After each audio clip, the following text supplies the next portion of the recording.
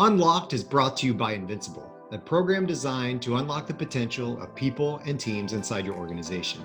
Join companies like Pfizer, Delta, the CDC, Google, and Chick-fil-A, and others in over 116 countries that are currently using this program to increase productivity and develop healthy cultures. Access hundreds of hours of content that is accessible anytime, anywhere. And finally, use real-time data to understand the health of every team inside your organization, which teams are performing and which ones aren't. Then understand the why behind that performance. Get free access to Invincible for 30 days by visiting www.giant.tv/30days. I'm really excited about this next segment. You're going to need to forgive a little bit of the audio video stuff. These people are from all over the world. Yes, people, because this is a group interview. This is going to be super fun. I'm super excited about this. These are educators and consultants that run a global consultancy, and they have been in this space for a long time. Now, we're not going to talk a lot about that, although you need to check out their information and what they do, because they're super smart people. What we're going to talk about is all about this idea of bridging remote work across cultures, across time zones, across people, across this age of what we're in right now, and how is that being shaped by our current environment? How's that going to shape the future? How does that shape our current understanding of what work is and how we interact with people? It's so important. And this interview brings all of that together. These are some smart people that have been doing some smart things and that have some really smart things to say. So let's get on with it. Thank you for being here. Let's do it.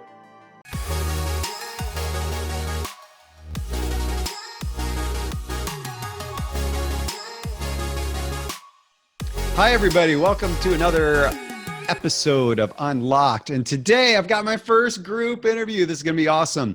I'm really excited. I connected with Heather a little while ago and she said, "Hey, I've got these other people. We should do a group one." And I said, "Yeah, that's awesome." So that's what we're doing. I'm really excited. This is going to be a really interesting interview. Not only because everybody on here has an accent except for me. Well, maybe I have an accent to them, but they're all over the world. This is literally a global interview. There's people in Spain. We've got Heather in Spain, Faye in the UK, and Matt in China. So this is awesome. And I am in Atlanta, Georgia, as you know. So thank you all for being here. I'm really excited to do this. First of all, you've all been working together for a short time, but your experience in consulting the education space and goes on for decades. Like, your collective experience is huge. And the way that you talk with culture, talk with people, communicate, solve problems for the education space has been epic. And so I want to start off by talking about, first off, the obvious thing, the remote thing. Let's talk a little bit about that and how you as a team collaborate remotely across multiple time zones. And there's something really interesting there about anticipating what's going to happen versus reacting to what's already happened on a global level. Heather, do you want to jump in first and kind of talk about that dynamic and what that means for you as a team? Sure. So I think what's interesting about working remotely is that it has its advantages and disadvantages, and they're kind of two sides of the same coin. It's to do with, I think, preparedness. So we work with America quite closely, and Matt's in China. I'm in Central Europe time zone. So sometimes, and most of the time, we're ahead of America. So we get this nice little bit of lag where we can take some time, get things really prepared, and we're there with our deadlines, and that's great. But when it's the other way around and things are like go, go, go in China, then we're behind. And so really, you know, you're kind of, you're in that position of having to anticipate that kind of the flow of work and also the pace within those countries. So one of the things that I'm beginning to find is outside of New York, I would say that probably America has a slower pace than Europe for kind of getting things done. And China is interesting because it's slow, slow, slow. And then someone at the top will decide, we need it done now. And it's everybody racing to get it all done really, really, you know, fast. So you need to kind of be able to anticipate those sort of flows. And yeah, as I said, that brings advantages and disadvantages. So Matt, jump in here for a second on that and talking about, so America speed, we've got European speed, we've got China speed, and you've got to learn to adapt to all of those different cultures and the way they operate from that standpoint. How do you strategically do that? Well, as you can sense, it starts to become really, really complicated. And I think that is in itself, you could become easily lost in that problem. So part of the mission as a kind of remote, you know, if I describe my role, a remotely operating consultant, connecting with colleagues in multiple time zones and dealing with international clients, like I have to equip myself very carefully with the tools and the tactics to be effective. So it does mean looking at the week as a kind of unit and what are the objectives for this week. How do those objectives marry to my colleagues and their needs and their priorities as well? So this can start to get quite sensitive. So I need in some way to be a healthy advocate for understanding, communication, using time effectively. So if I have, for example, my good colleague Heather on a call, we might jump around across 4 or 5 different topics just to use that call effectively for the best effect over the course of this 1 unit or 5 days. I think Heather's comment about kind of getting ahead on America is also really useful. As an individual, I have to kind of operate within the framework of who I am as well. I tend to be quite effective working afternoon, evening, nighttime. It doesn't mean I'm necessarily a kind of night owl, but I can kind of get things done with a clear mind at night. And that dovetails really well with those time zones. It's getting quite noisy here. Yeah, you're okay. Thanks for adding that. Yeah, so it's about collaboration, right? Understanding the nature of everybody's position, where we are, what we're doing, and how to operate effectively as a team in a way that benefits what we're trying to accomplish together. And we you know, the whole world has gone remote, right? In some way, shape, or form. Whether it was a short span back in the springtime because of COVID and lockdown, or whether they've been doing that for a long, you have to work that way, right? You don't have the office that everybody goes into, and working in that space can cause communication issues. Faye, let me bring you in as a voice of communication. How can teams communicate more effectively? How can they make sure people feel valued? How can they make sure they feel heard and understood across multiple time zones when we're working remote? How can that happen? Yeah, I think, you know, one of the dangers for some people working from home and working across multiple time zones is that they end up never being offline. So, you know, I've had people join in training and in their time zone, it's 11 o'clock at night. just because they don't want to miss out on the training that has been scheduled at that time. And then they're up at 6 and they're answering their emails because they're such workaholics and that's what's required. That's what happens. And, you know, when people are doing that, then there's going to be burnout and it's unsustainable. And so one of our responsibilities when managing teams in this context where you have multiple time zones and it's working from home is to ensure that, you know, people understand that they have to put these boundaries in place where there is separation from work and the home. And that just because other people are working at a particular hour doesn't mean to say that you have to be as well. And sort of a way around that is looking at the meetings that you're having, the times that you're having them at, the regularity of them. And it's almost more important now when we're working from home to have those regular check-ins, because you're not passing somebody, you know, on their desk and giving them that little bit of information that they need face to face. So to have that sort of, not that it needs to become regimented, but there needs to be these regular check-ins where people know, right, now's my time to communicate what I need to communicate. This information gets across, and I don't need to be there at, you know, midnight making my boss think that you know, I'm some sort of robot.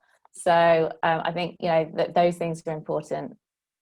So you're talking about setting up boundaries, right? Like we need boundaries in our life, and we need to understand that, hey, things can be recorded and we can get replays and we can kind of adjust things on our own time. But it's really important. We talk about being present and versus being productive, and how can we be productive in our space of work, whether that's in the room next door to where our, you know, kids are eating breakfast or whatever, or how can, but also be present with our families and make sure that there's a divide and make sure that we're staying healthy as individuals in the workplace. Cause that's when we're going to bring our best, is when we're actually able to stay healthy. Heather, let me come back to you. You spoke earlier about, you know, that balance of work versus home personas, right? And you used to be able to keep them separate. Yes. And, you know, Faye just talked about that a little bit. Expand on that idea a little bit for me.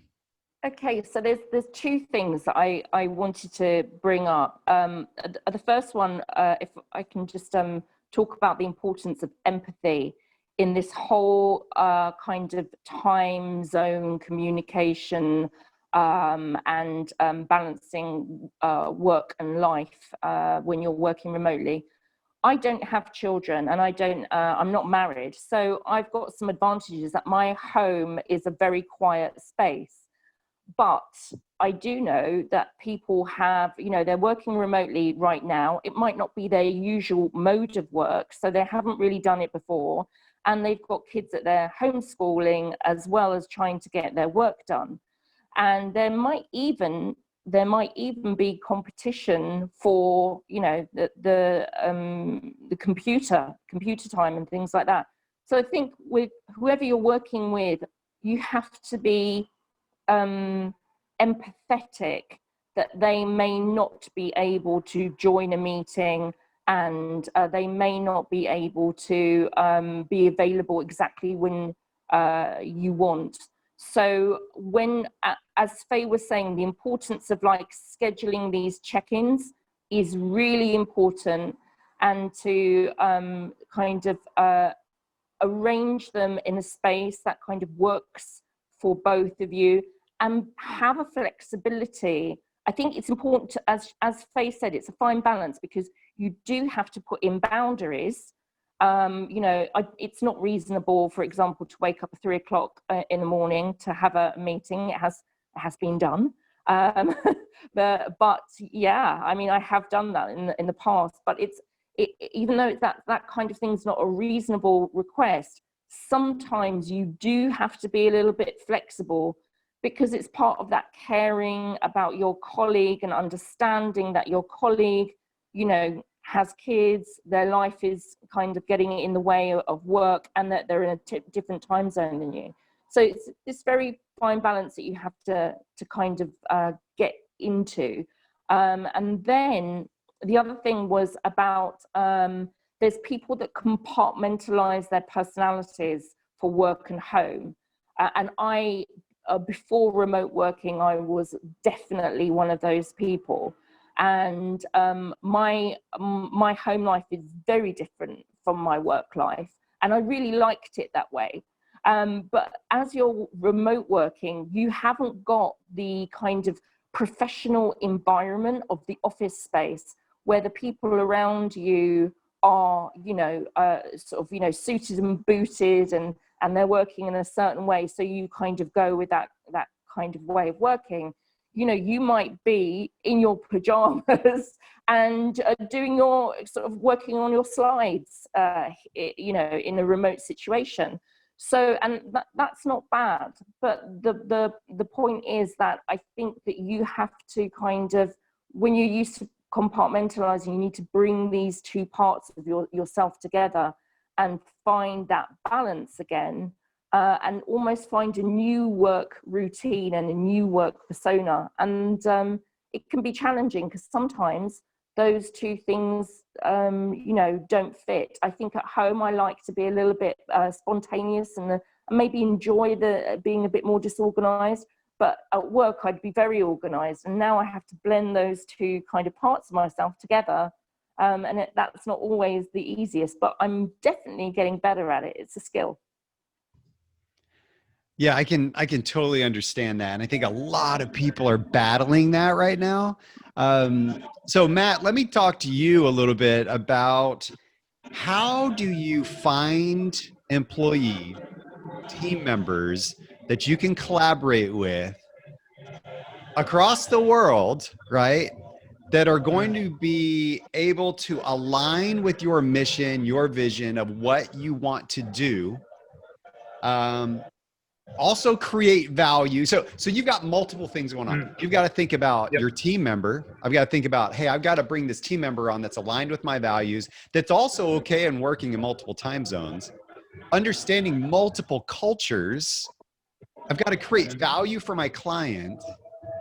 And I also have to understand how to bring a lot of empathy to what we do and kind of special skills to what we do. So how do you bring all of that together? That sounds crazy to me. Like I'm trying to do it just in Atlanta and it's hard, but how do you do it on a global level?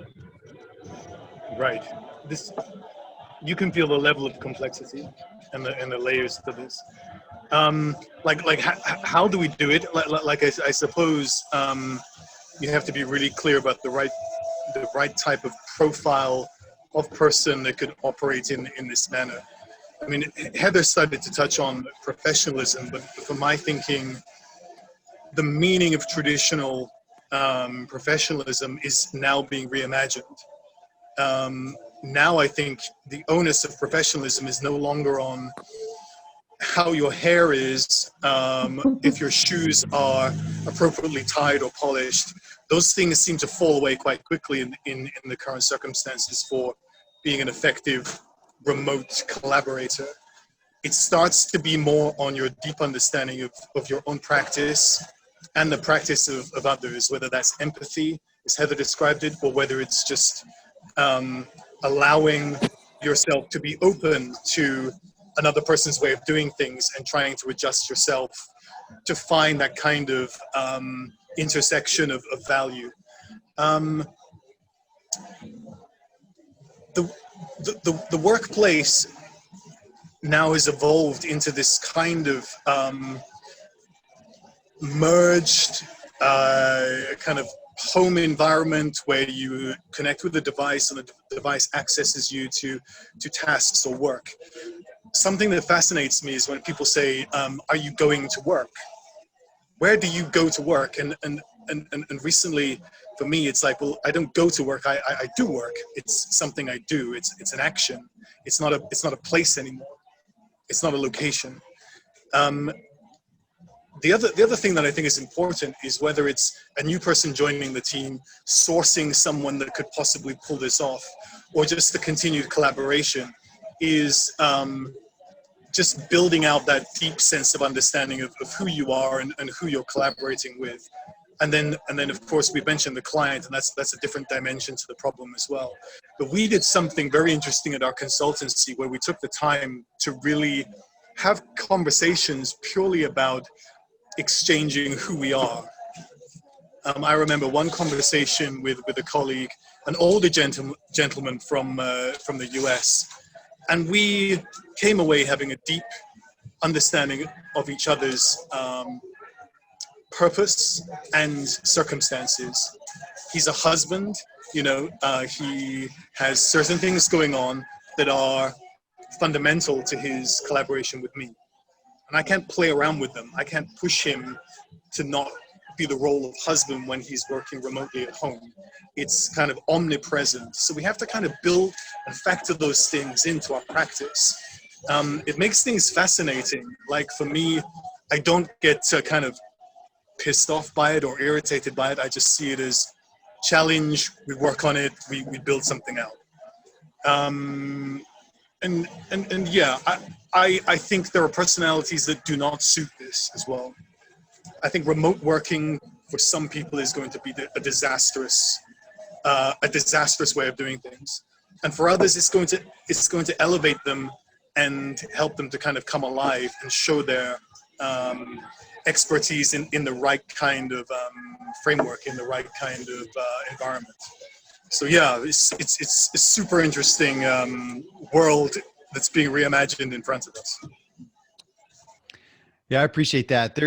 We talk about being a 21st century leader, right? And team, and what does that mean? Well, it means, number one, that we're 24/7. We're on all the time. There is no separation anymore. Even when we had a physical location to go to, for some of us, we would go home and we still have, you know, phones, and we still have these things that, you know, we can be watching a movie with our family and be checking our email, right? Which I don't advise you to do, but that can happen. We're on all the time. And in a global economy like we are, and like you are showing us right now, you're on all the time. I mean, it's 10:30, 10 o'clock, 11 o'clock at night, right? In Beijing right now. That's a big difference between my, 10 o'clock in the morning here. And so you've got to learn to adapt to those types of things. So number two, what you said is that no longer are we measuring on a 9-to-5 job? It's no longer, are we saying, okay, I'm going to measure your productivity by whether you clock in at 9 and clock out at 5. No longer do we do that, right? Now it's how much did you get done? Did you hit the milestone? Did you hit the benchmark? Did you hit my expectations? Are expectations clear? And that's what we start to measure now. And no longer is it positional authority. No longer is it the guy at the top is the one that I listen to and I mention it. It's now we look for mentors in all shapes and sizes to help us and collaborate and grow together. So I really appreciate that Matt, what you said. One thing I want to do is Faye, I want to come back to you really quick and talk about what's the biggest problem companies are making now that you see as far as company culture is concerned. What are the biggest issues out there confronting organizations that you're working with? I think recognize it. One of the really important factor is that companies recognize that how working online and working remotely has changed the way that people communicate and feel about their jobs. So what I mean by that is, it used to be that if you're not in the office, you're not working, and that working from home wasn't really working. And now people trust each other so much more, even though they can't see the other people in front of them on their computer doing their job. So there's a huge growth in trust in your team members, and also the people who are working for you. It has to be there. If there's no option of that trust not being there. So that's one thing. The other point is that I, for example, recently taken on a number of new team members that I didn't choose, I didn't pick them. They were sort of, I inherited them, and I had to build rapport with these people very quickly, with people that I'd never met face to face. And the key difference that I noticed between how I was behaving with them in this context than how I would be if we were in the office environment is that we actually started, and this relates to what Matt was saying about showing who you are. We actually talked about our feelings a lot more. So, you know, there was a lot more conversations about how do you feel? How is this impacting, what is going on right now, whatever it is, how is this impacting you? That distance that sometimes you have in the professional, in inverted commas, environment has to be stripped away as you reveal yourself to people online in your home context. So they know a lot more about me than, you know, other people, just because I would talk about what's going on at home. And, you know, companies need to recognize these differences and use them to their advantage. That's what I would say. Okay. So it's really about missing out on understanding each other as people and who we are as individuals. Mm-hmm. And being more human. Yes. It's a bit of a contradiction because it's all through technology, yet I feel in some ways we end up being more human. Mm-hmm. I was talking to my work colleague yesterday, and I was like, isn't this interesting? I've never met you in person, ever. And I wonder if we'll ever meet in person. You know, he lives on the West Coast, and I was just like, this is so interesting to me. And it's like, you know, 20, 30 years ago, you just wrote letters to somebody, you know, and had a pen pal. And then all of a sudden you can have phone calls, right, with somebody across the world and just like have this relation. Now we have Zoom, and I can kind of see you, and it's like one step closer to actually like having a face-to-face conversation in person. And it's like, it's kind of good enough for some people, but not good enough for other people. So I think that's where you're coming back to.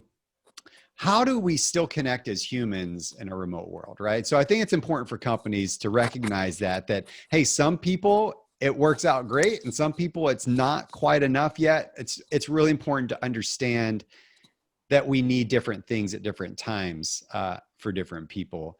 And so let me come back to you, Heather, and what are some of the issues you've seen with company culture and understanding, and some of the biggest hiccups inside organizations? So I just really want to pick up where Faye left off. Oh, sure. And it relates to what you're saying. So when Faye was talking about how people, it's kind of weird because we're remote from each other, but yet, you know, from each other in terms of colleagues, but we're all more human. I think that this kind of need for soft skills, it sounds cheesy in saying soft skills, but it's true. This need is more important than ever. So in the past, if we think about, like, you know, you've got the 1980s Gordon Gekko kind of character, which I think, you know, sort of prevailed right the way through the 90s. I certainly had those kind of characters as bosses at some point. You know, as that kind of person might be quite sort of you know, successful in an office environment, in a traditional environment. But I think in this remote environment, it's all about soft skills. And those people who would perhaps have tended maybe to be a little bit, I don't know, undervalued and maybe considered a little bit, you know, more sort of soft or something like that, they end up having a lot more to offer because they're the ones who are communicating, reaching out, understanding, being flexible, having empathy with others. And I think that these are the skills that really make the difference in the workplace. because it's all about collaboration and also people who are, how can I say, sort of have that sense of autonomy over their work, that they don't need an external pressure to get things done. They want to, you know, it's what they create, the product of what they're creating is the important thing. So, you know, I think the kind of, it's all of those sort of things, I think, that may have been undervalued slightly in the traditional workplace that now are really coming to the fore. And yeah, and hooray, because I really like it. Oh, I do too. I love it because you're right. You're so right. And when we had the COVID lockdown in the spring, and then we've had a lot of here in America, the racial unrest, the things going on in our country here. And what this has done is it's brought out, it's called out a lot of organizations and companies that before they were like, yeah, we don't need to focus on that vision, mission, values, purpose, all that soft skill stuff, all that fluffy communication stuff. We just need to churn it out and produce, right? And it's gone from that to churn out and produce to how are you treating your remote employees? Do you trust them? How are you communicating now with your remote teams? Are you collaborating better? Are you understanding each other? Are you still human? Are you still communicating well? And then when the racial injustice stuff comes, are you being called out on your value system? Are your values representative of how you truly treat, you know, your customers, your clients, your employees, and your internal organization? And now all the soft skills are really coming to the forefront of how we really connect as humans. And people are starting to understand that because people are what make our organizations work, right? And Yes. so I think that's truly valuable. And I agree. Hooray! I'm so glad that shift is taking place. Hopefully, it holds. You know, we'll see if we've learned anything in this world as a result of all this. But I would like to, you know, turn over to Matt. And looks like Matt's switched spots here. I feel like every time we come to Matt, he's in a different location, which is awesome. He's in a new costume. I know. It's like changing his background on Zoom every time. No, I've just been kicked out of Starbucks, so oh, okay. They kicked you out, man. That's not that's nice. They don't appreciate the human relational value I offer to them. Oh, okay. I got you. Zero soft skills, you know? Yeah. They need more soft skills at Starbucks. So Matt, let me come to you then and talk about that. What is it that you've seen in the past with organizations, cultures, company cultures that you saw as a red flag that you want to make sure you corrected inside your organization here? What was it that you were like, I'm staying away from that. We are going to do things differently here. And this is the basis of who we are.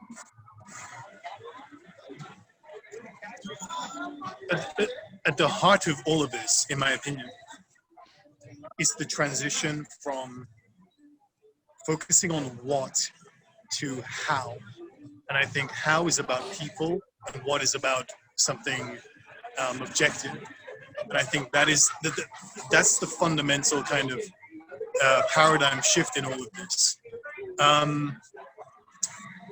What I mean by that, if I expand, you know, how I work with Heather is more interesting than what we work on. And the fact of it is, I work with her on multiple projects that and they're kind of on a conveyor belt. So as one is completed, a new one's added. So how I work with her is far more fundamental than what we actually produce. Do we still need to be productive? Yes, absolutely. So for me, that's what's changed. Institutions that can recognize this will move forward, and those that can't will be lost. And I think Heather touched on that type of profile that gets very caught up in the either a hierarchy or just focusing on productivity alone. But to fully engage in the dynamic and to fully maximize like relational value, you must understand yourself.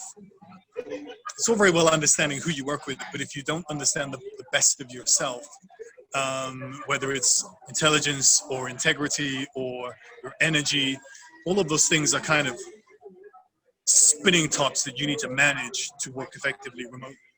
And then there's the kind of responsibility thing that, you know, we've touched on the word trust. I think that's also hitting like a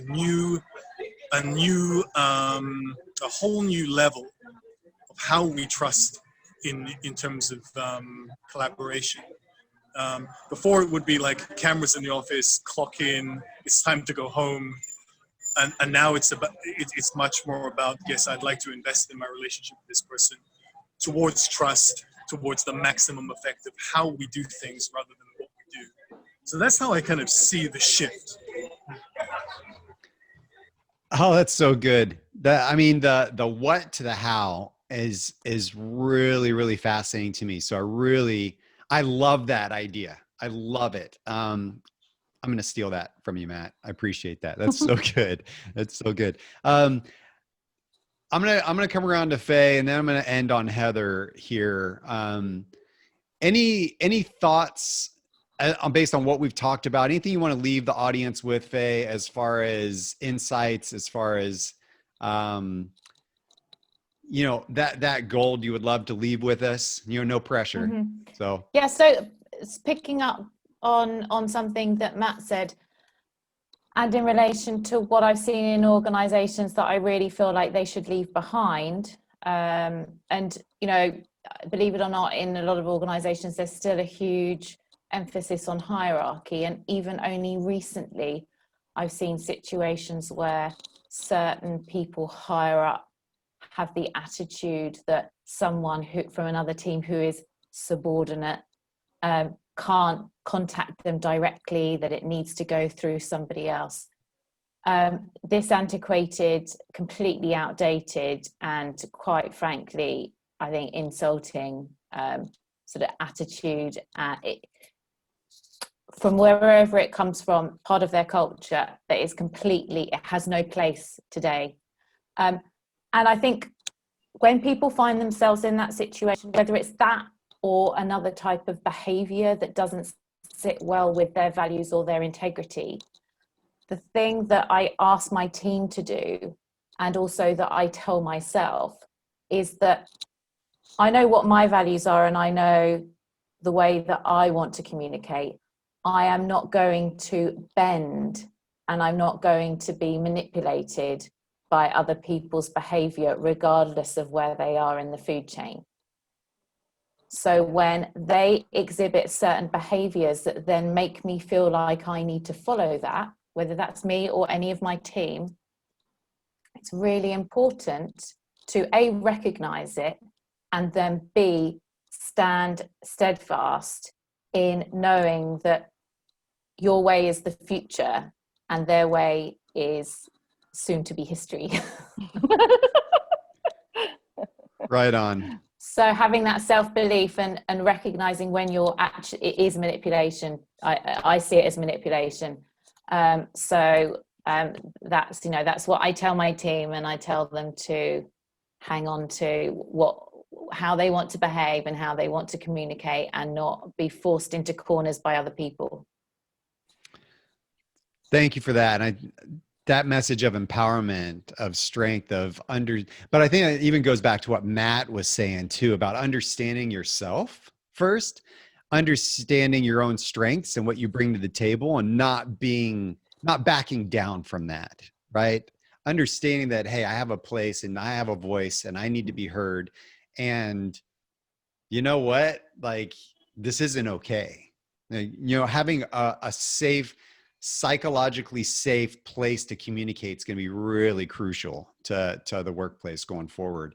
Heather, let's end on you. Any thoughts you want to add to wrap this up, to kind of drop that goal to the audience? Well, all I can say really is that I agree with my two colleagues that we're definitely entering a new era. This is a huge shift and a huge shake-up, and things are definitely going to change. And I think that what I would say is, for success at work, there probably, a couple of things is like, leave the ego somewhere else, and be kind to each other, be empathetic to each other, and take time to find out where your boundaries are and what your flexibility is. And I think those things are really the kind of key for managing what's going on right now, and for dealing with remote working in the future. So good. That everything we've spoken about here has gone to the heart of people. And that's what this is all about, right? It's all about unlocking that potential in our people, because we can't do that without open communication, without empathy, without understanding, without collaboration, without psychological safety, without an aligned vision, mission, purpose, without all those things that we've been talking about are hitting right on. And so I'm really grateful for the insights all of you have brought. Grateful for mostly for you being able to collaborate and coordinate all your time zones to get on this call. So right on. I really appreciate you, and good luck on everything you're doing, changing the face of education and consulting those companies out there. Heather, let me come back to you. Is there anything, how can people get in touch with you if they want to find out more about what you do and how you can help them? Sure. They can visit us at panasiaeducation.com, or they can go to my LinkedIn page, which is Heather Roberts. And I guess that you'll have some links at the end of your show in your show notes. Yeah, come and find us there, and we'd be very glad to hear from you. And Faye, how can they contact you? On LinkedIn. I don't think I can give out any other contact details at the moment. Oh, okay. Okay. And let me just specify really quick and give you the opportunity. When would somebody contact Faye versus when will they contact Heather? What's the difference there? Help my audience. Just contact Heather. Just Best contact thing Heather. is to contact She'll funnel Heather. you. She'll funnel you. Okay. Totally cool. That's safe. Everybody just I'm going to tell all of my clients to just contact Heather now. Yeah, just contact me. Yeah, she'll connect us all. Well, thanks, Heather, for bringing everybody together. This has been fantastic. I really wish you guys the best of luck, and stay healthy out there, okay? Yes, you too. Thanks, Scott. Thank you. Cool. Thanks, Scott. I really love what Matt had to say about the what versus the how. It's not always like what we work on is fine, the output, the thing, but it's how we work. How are we collaborating? How are we working together? How are we changing things for the better? That's really, really great. Faye, talking about the undermining of communication and how we can't think like the old times. We can't be that way anymore. We've got to be here in the now. The way the future is going to operate, the way we're going to communicate in the future is going to have so much more of an impact than how we've done things in the past. We need to understand that and move on. And then really Heather's thoughts about that balance of work and life, and how do we bring in the soft skills that really are taking hold now more than they ever have. And we've got to really take hold of that. I'm super appreciative to this group. I hope you're able to take something away from that. If you want to find any more of these interviews, you can go to my YouTube channel. You can also find them at skotwaldron.com on my blog, and I've got them all there. If you have any questions, whatever, for this group, email them, find them on LinkedIn. Anything for me, same. Thanks for being here. I'll see you next time.